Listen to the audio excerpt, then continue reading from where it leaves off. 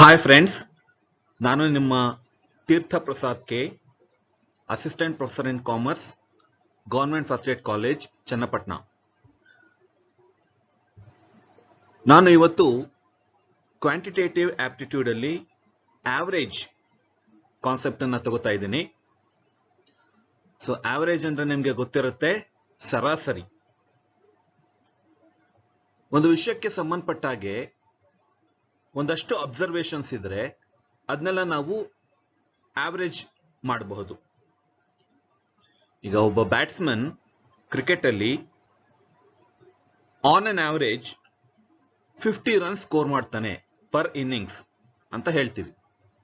ಅಂದ್ರೆ ಏನು, ಇದುವರೆಗೂ ಆಗಿರುವಂತ ಮ್ಯಾಚಸ್ ಅಲ್ಲಿ ಆ ಬ್ಯಾಟ್ಸ್ಮನ್ ಸರಾಸರಿ 50 ರನ್ ಅನ್ನ ಸ್ಕೋರ್ ಮಾಡ್ತಾನೆ ಅಂತ ಅರ್ಥ ಅಲ್ವಾ? ಸೊ ಈ ಕಾನ್ಸೆಪ್ಟ್ ಅನ್ನ ಪೂರ್ತಿಯಾಗಿ ಕಲ್ತ್ಕೊಳ್ಳೋಣ. ಸೊ ಇದನ್ನ ಕಲಿತಿರುವಂತ ಉದ್ದೇಶ, ಆವರೇಜ್ ಅಂದ್ರೆ ಏನು ಅನ್ನೋದನ್ನ ನಾವು ಬೇಸಿಕ್ ಆಗಿ ಗ್ರಾಸ್ಪ್ ಮಾಡಬೇಕು. ಗ್ರಾಸ್ಪ್ ಮಾಡಿದ್ರೆ ಮಾತ್ರ ನಾವು ಅದಕ್ಕೆ ಸಂಬಂಧಪಟ್ಟಂತ ಕಾಂಪ್ಲೆಕ್ಸ್ ಪ್ರಾಬ್ಲಮ್ಸ್ ಅನ್ನ ಸಾಲ್ವ್ ಮಾಡೋದಕ್ಕೆ ಆಗೋದು. ಮತ್ತೆ ಈ ಕಾನ್ಸೆಪ್ಟ್ ಅನ್ನ ಡೈಲಿ ಸಿಚುಯೇಷನ್ಸ್ ಅಲ್ಲಿ ಹೇಗೆ ಅಪ್ಲೈ ಮಾಡೋದು ಅನ್ನೋದನ್ನ ತಿಳ್ಕೊಳ್ಳೋದು. ಮತ್ತೆ ಕಾಂಪಿಟೇಟಿವ್ ಎಕ್ಸಾಮ್ಸ್ ಅಲ್ಲಿ ಕೇಳುವಂತ ಆವರೇಜ್ ರಿಲೇಟೆಡ್ ಪ್ರಾಬ್ಲಮ್ಸ್ ಅನ್ನ ಸಾಲ್ವ್ ಮಾಡೋದು.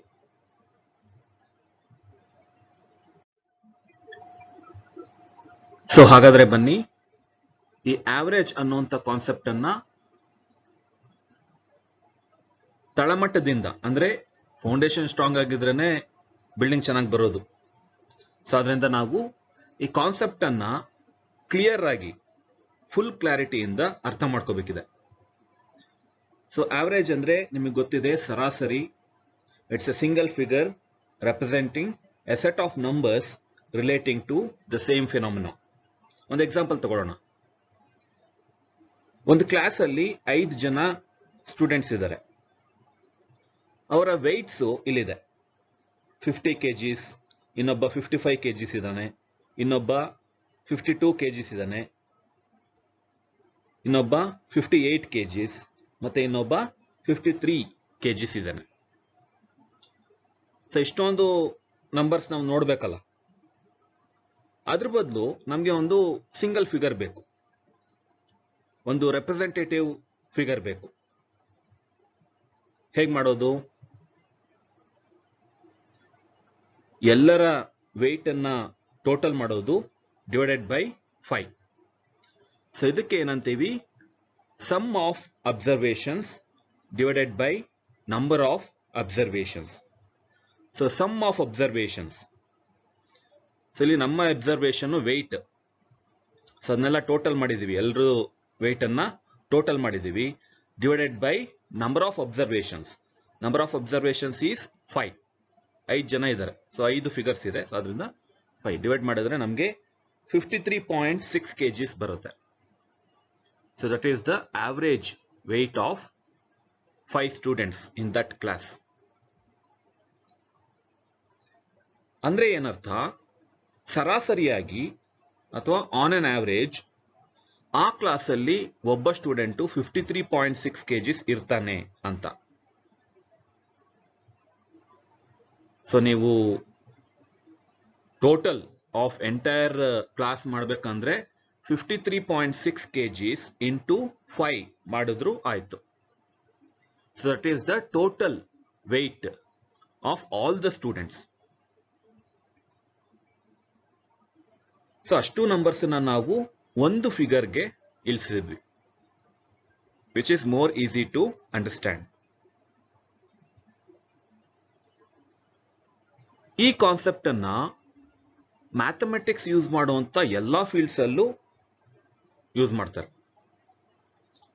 ಮ್ಯಾಥಮೆಟಿಕ್ಸ್ ಯೂಸ್ ಮಾಡದೇ ಇರುವಂತ ಫೀಲ್ಡೇ ಇಲ್ಲ, ಐ ಗ್ಯಾರಂಟಿ. ಮ್ಯಾಥಮೆಟಿಕ್ಸ್ ಯೂಸ್ ಮಾಡದೇ ಇರುವಂತ ಫೀಲ್ಡ್ ಇಲ್ವೇ ಇಲ್ಲ. ಸೊ ಎಲ್ಲಾ ಕಡೆ ಇದನ್ನ ಯೂಸ್ ಮಾಡ್ತಾರೆ, ಆವರೇಜ್ ಕಾನ್ಸೆಪ್ಟ್ ಅನ್ನು.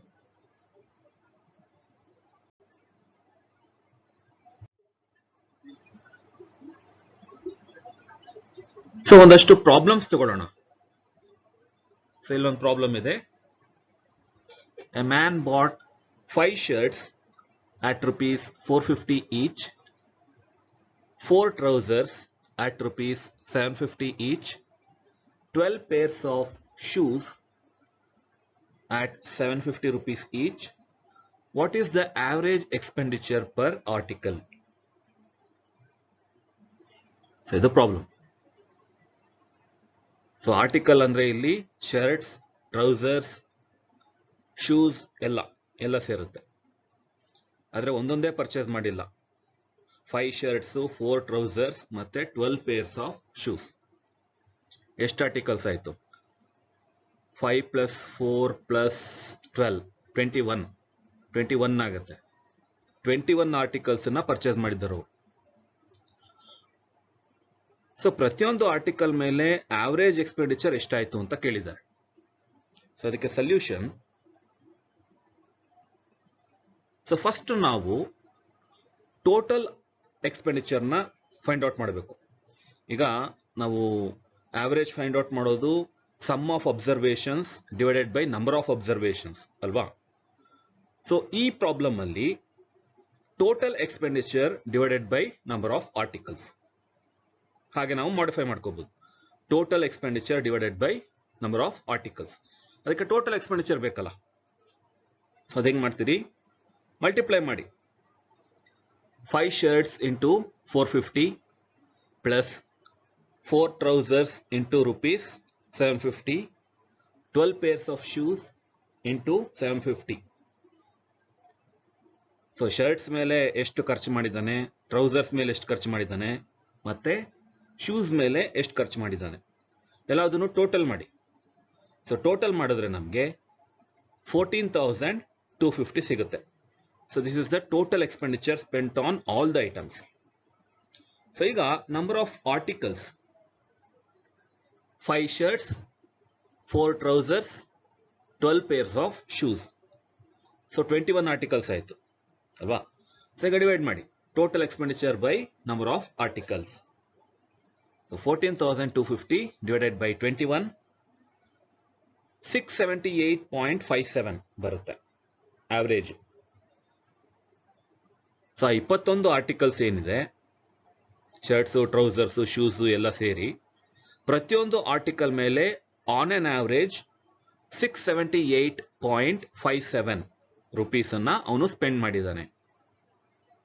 ಅಫ್ಕೋರ್ಸ್ ಟ್ರೌಸರ್ಸ್ ಮತ್ತೆ ಶೂಸು ಕಾಸ್ಟ್ಲಿ ಇದೆ, 750 ರುಪೀಸ್ ಇದೆ.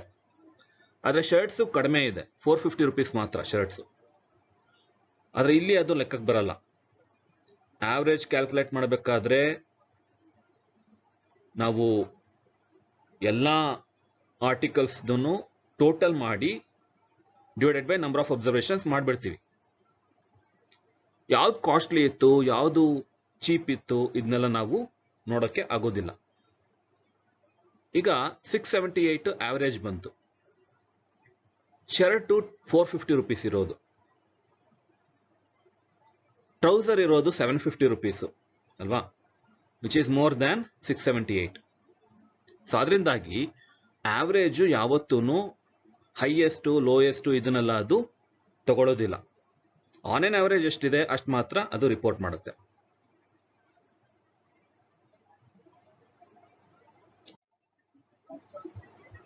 Next problem. 6 persons went to a hotel for taking their meals.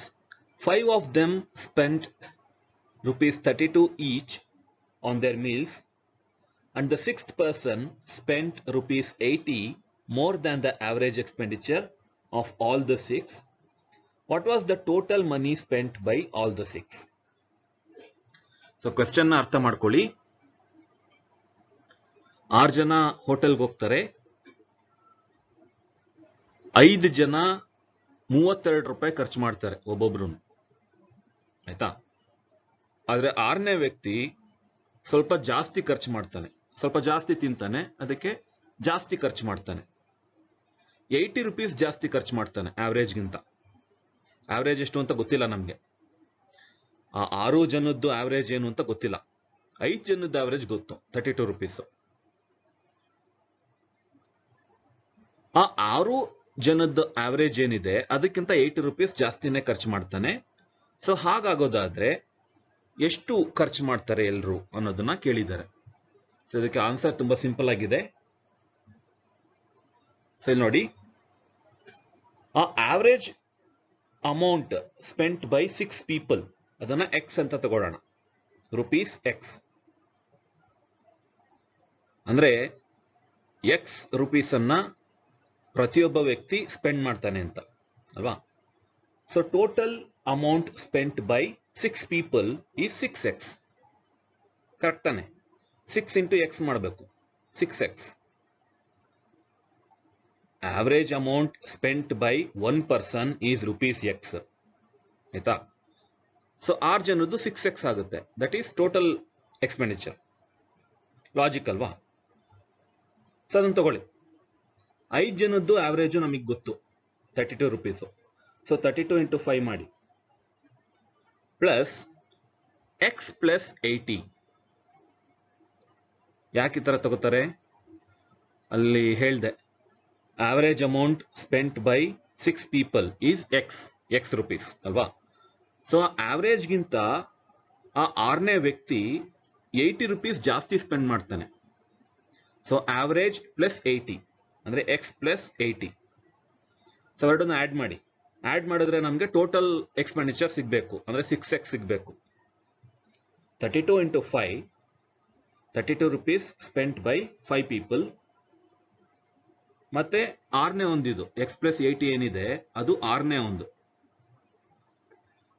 X is the average amount spent by each person plus 80 rupees. So ಎಲ್ಲದನ್ನು add ಮಾಡಿದಾಗ ನಮಗೆ total expenditure ಸಿಗಬೇಕು 6x ಅಲ್ವಾ. So ನಾವು simplify ಮಾಡಿ, 160 plus x plus 80 is equal to 6x. 240 plus x is equal to 6x ಆಗುತ್ತೆ. ಅದು ಇನ್ನು ಸಿಂಪ್ಲಿಫೈ ಮಾಡಿದ್ರೆ 5x ಈಸ್ ಇಕ್ವಲ್ ಟು 240 ಆಗುತ್ತೆ. So x is equal to 48 rupees. 6x ಎಷ್ಟಾಗುತ್ತೆ? 6 ಇಂಟು 48, 288. ಇದರ ಅರ್ಥ average expenditure is 48 rupees, total expenditure is 288 rupees. ಅಂದ್ರೆ ಎಲ್ಲಾ 6 ಜನ ಏನು ಖರ್ಚು ಮಾಡಿದ್ದಾರೆ ಅದರ ಟೋಟಲ್ ಬಿಲ್ಲು 288 ರುಪೀಸ್. ಆವರೇಜ್ ಎಷ್ಟು? 48 ರುಪೀಸ್. ಆ 32 ಅಂತ ಮಾಡಿದ್ವಲ್ಲ ಅದು 5 ಜನದ ಮಾತ್ರ, ಅದು 6 ಜನದ ಆವರೇಜ್ ಅಲ್ಲ. 6ನೇ ಅವನು ತುಂಬಾ ಜಾಸ್ತಿ ತಿಂದಿದ್ದಾನೆ, ಅವನು ಜಾಸ್ತಿ ಬಿಲ್ ಆಗಿದೆ. ಆಯ್ತಾ? ಸೊ ಆದ್ರಿಂದಾನೆ ಆವರೇಜ್ ಸ್ವಲ್ಪ ಜಾಸ್ತಿ ಬರುತ್ತೆ, 48 ಬರುತ್ತೆ average, because of that 6th person, ಅವನಿಂದಾಗಿ. ಅರ್ಥ ಆಯ್ತಾ? So average expenditure is rupees 48, total expenditure is rupees 288. So ಇದೆಲ್ಲ ಸಿಂಪಲ್ ಪ್ರಾಬ್ಲಮ್ಸು. ನೆಕ್ಸ್ಟ್ ಪ್ರಾಬ್ಲಮ್ ಹೋಗೋಣ.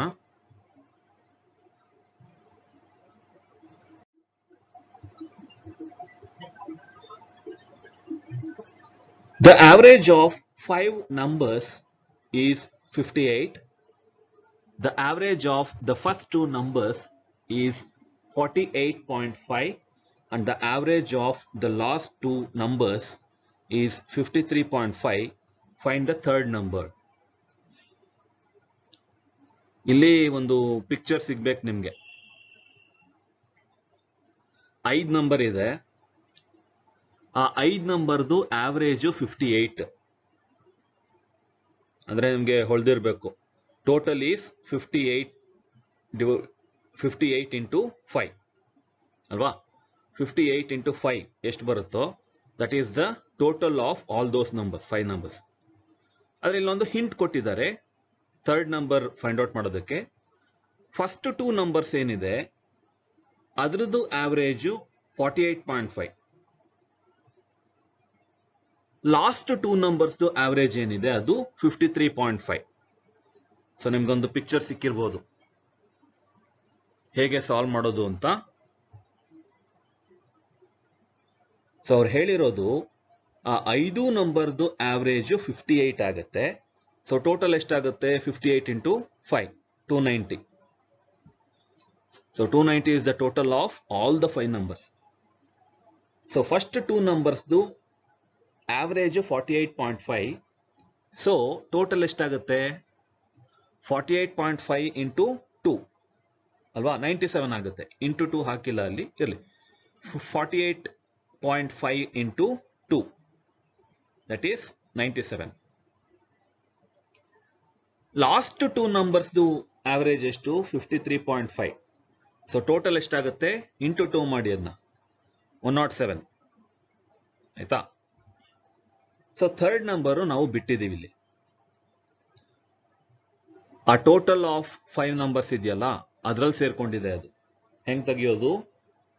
ಆ ಥರ್ಡ್ ನಂಬರ್ನ ಫೈಂಡ್ ಔಟ್ ಮಾಡೋದು, sum of all the 5 numbers ತಗೊಂಡು ಮೈನಸ್ ಸಮ್ ಆಫ್ 4 ನಂಬರ್ಸ್ ಇದೆಯಲ್ಲ ನಮ್ಮ ಹತ್ರ. ಫಸ್ಟ್ 2 ನಂಬರ್ಸು, ಲಾಸ್ಟ್ 2 ನಂಬರ್ಸು, ಅದರ ಟೋಟಲ್ ಇದೆಯಲ್ಲ. ಸೊ ಮೈನಸ್ ಮಾಡಿ ಅಷ್ಟೇನೆ. So sum of all 5 numbers is 290 minus sum of 4 numbers. ಅಂದರೆ 2 ನಂಬರ್ಸ್ದೇ ಸಪ್ರೇಟ್ ಇದೆ, ಅದನ್ನ ಆ್ಯಡ್ ಮಾಡಿ 97 ಪ್ಲಸ್ 107. ಸೊ ಮೈನಸ್ ಮಾಡಿದಾಗ 86 ಬರುತ್ತೆ. So 86 is the third number. 86 is the third number. So ತುಂಬಾ simple problem. The third number is 86. So first 2 ಗೊತ್ತು ನಮಗೆ, total. Last 2 ಗೊತ್ತು, ಮಧ್ಯ ಥರ್ಡ್ ನಂಬರ್ ಏನಿದೆ ಅದು ಗೊತ್ತಿಲ್ಲ ನಮಗೆ. Sum of all the 5 numbers ಗೊತ್ತು. ಸೊ ಆ 5 ನಂಬರ್ಸ್ ಟೋಟಲ್ ಏನಿದೆ ಮೈನಸ್ ಮಾಡಿ. Sum of 5 numbers minus sum of 4 numbers. So ಈ ತರ ಕ್ವಶನ್ಸ್ ಅನ್ನ ಕೆಲವೊಂದ್ಸರಿ ಬೇರೆ ತರ ಕೊಟ್ಟಿರ್ತಾರೆ, ಬೇರೆ ಏನೋ ಸಿಚುವೇಶನ್ ಕ್ರಿಯೇಟ್ ಮಾಡಿ ಕೊಟ್ಟಿರ್ತಾರೆ. ಸೊ ಅದನ್ನ ನೀವು ಅರ್ಥ ಮಾಡಿಕೊಂಡು ಸಾಲ್ವ್ ಮಾಡಬೇಕು.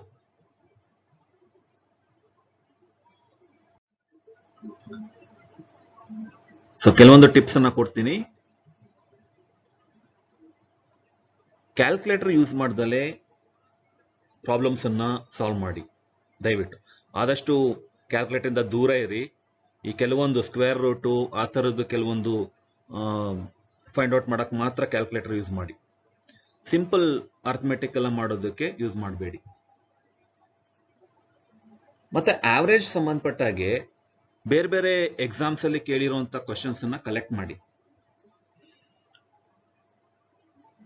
ಮತ್ತೆ ಪ್ರಾಕ್ಟೀಸ್ ಮಾಡಬೇಕಾದ್ರೆ ಆನ್ಸರ್ ಅನ್ನ ನೋಡ್ಬಿಟ್ಟು ಆಮೇಲೆ ಫೈಂಡ್ ಔಟ್ ಮಾಡೋದೆಲ್ಲ ಬೇಡ. ಸೊ ಫಸ್ಟ್ ಕ್ವಶನ್ ಓದಿ ಅದನ್ನ ಸಾಲ್ವ್ ಮಾಡಿ, ಎಷ್ಟೊತ್ತಾದ್ರೂ ಪರವಾಗಿಲ್ಲ.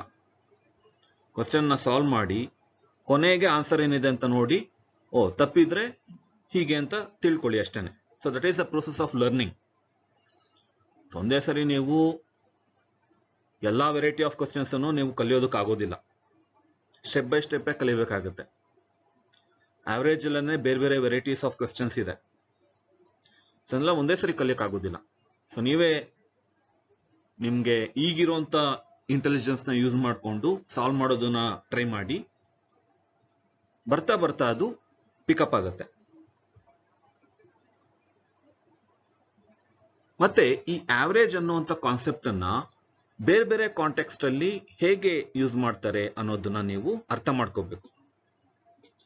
ಈಗ ಹೇಳ್ದೆ ಸ್ಪೋರ್ಟ್ಸ್ ಅಲ್ಲಿ ಯೂಸ್ ಮಾಡ್ತಾರೆ ಆವರೇಜ್ ಕಾನ್ಸೆಪ್ಟ್ ಅನ್ನ ಅಂತ. ಸೊ ಒಬ್ಬ ಬ್ಯಾಟ್ಸ್ಮನ್ ಎಷ್ಟು ರನ್ಸ್ ಹೊಡಿತಾನೆ ಆನ್ ಆನ್ ಆವರೇಜ್ ಪ್ರತಿ ಇನ್ನಿಂಗ್ಸ್ ಅಲ್ಲಿ, ಅದನ್ನ ಆವರೇಜ್ ಮಾಡ್ತಾರೆ. ಒಬ್ಬ ಬೌಲರ್ ಎಷ್ಟು ವಿಕೆಟ್ ತೆಗಿತಾನೆ on on average per innings, ಅದನ್ನ ಆವರೇಜ್ ಮಾಡ್ತಾರೆ. ಸೊ ಪ್ರತಿ ಸ್ಪೋರ್ಟ್ಸ್ ಅಲ್ಲಿ ಯೂಸ್ ಮಾಡ್ತಾರೆ ಆ ಥರ. ಸೊ ಎಲ್ಲಾ ಫೀಲ್ಡ್ ಅಲ್ಲೂ ಮ್ಯಾಥಮೆಟಿಕ್ಸ್ ನ ಯೂಸ್ ಮಾಡ್ತಾರೆ. ಸೊ ಅದರಿಂದ ಆವರೇಜ್ ಕಾನ್ಸೆಪ್ಟ್ ಅನ್ನು ಕೂಡ ಯೂಸ್ ಮಾಡ್ತಾರೆ. ಈಗ ವೆದರ್ ಫೋರ್ಕಾಸ್ಟ್ ಬರುತ್ತೆ, ಅದು ಕೂಡ ಆವರೇಜ್ನೇ. ಸೊ ಕೆಲವೊಂದಷ್ಟು ಫ್ಯಾಕ್ಟರ್ಸ್ ಇನ್ಫ್ಲೂಯೆನ್ಸ್ ಮಾಡ್ತವೆ ವೆದರ್ನ. ಸೊ ಅದ್ರ ಆಧಾರದ ಮೇಲೆ ಆನ್ ಆನ್ ಆವರೇಜ್ ಇವತ್ತು ಮಳೆ ಬರುತ್ತೆ ಅಂದ್ರೆ ಸಾಮಾನ್ಯವಾಗಿ ಆವರೇಜ್ ಅಂತ ಕರೆಯೋದಿಲ್ಲ, ಅದನ್ನ ಪ್ರಾಬಬಿಲಿಟಿ ಅಲ್ವಾ.